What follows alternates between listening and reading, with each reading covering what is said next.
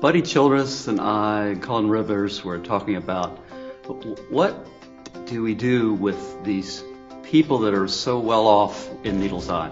Don't they need to be concerned about the poor and about certain medical services for poor people? So Buddy was looking through some magazines, found out that there was a conference in Washington where Harvo Stike and E.V. Hill were going to be, and they were going to be talking about STEP, which was an effort to try to get both inner city and suburban people together in the name of Christ. We went, we had a couple days of seminars and teachings and how to do STEP in the city where you were. So about the last hour we were together, Dr. Hill is up there. Dr. Hill is a big man with a big voice, and he's up on a dais, and we're all kind of looking up at him, and he said, you know, you need a catalyst in this. You need someone that can get things started and pull people together. You need a catalyst. He kept saying, you all, each and every city, you need to find a catalyst.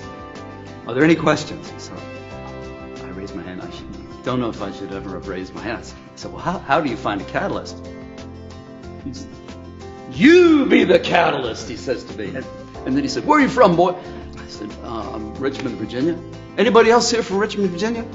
So about 7 or 8 people stood up, and Emmett was one of them. And he says, I'm going to perform a marriage here. Now you are married, and I want you to go back to Richmond and start STEP. So that's how it began. We got together, we prayed, did a lot of talking and thinking about these things. So that's how I got to know Emmett and a bunch of other people too. Absolutely.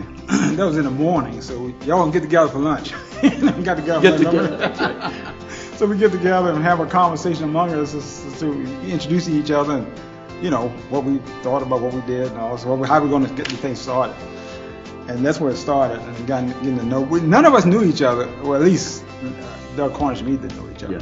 Yeah. And it was kind of important that happened the way it happened, because I saw it on 700 Club. They just advertising, E.B. Hill talking about they have this conference in D.C. and we had just established a church, Calvary Life Church at the time in downtown.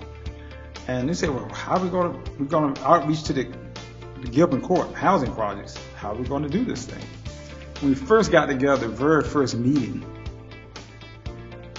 we all kind of talking, trying to get a little feel for one another, and I convinced the pastor that I knew at the time to come to this meeting, because we need to have not only the white churches, but also a big black middle class church, you know, and that was the whole strategy. So I invited one of the pastors that I knew to come to this thing. He sat there very politely and heard the whole presentation. And at the end of the presentation, he said, well, what do you think?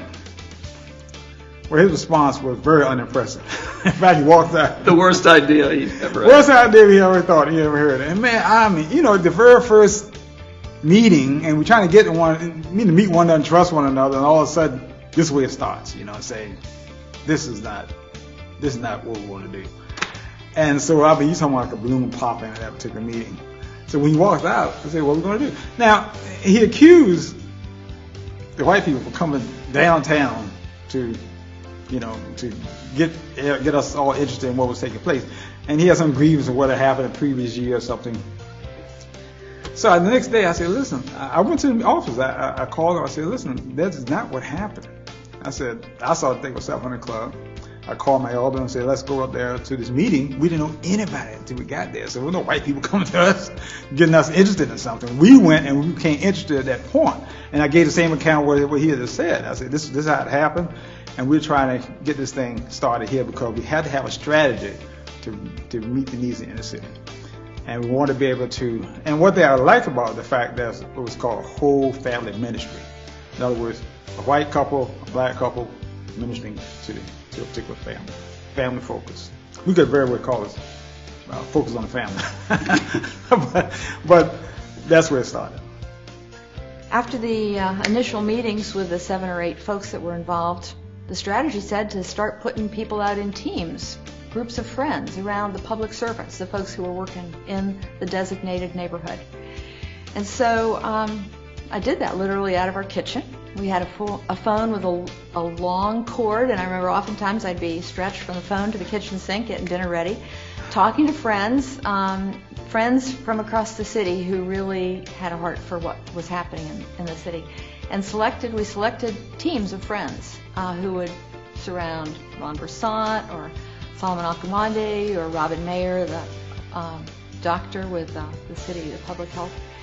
And it was really cool because those folks are the ones that showed up, as Emmett has said, and said, we're here from the church, better late than never. How can we help you do what you're doing?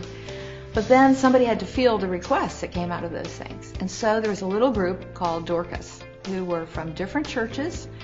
And we would get together once a week and we would just pray for these needs. So one of the needs that came from Robin Mayer was there was a high infant mortality rate. And she said one of the problems is a lot of our families don't have cribs and the babies sleep in the bedroom.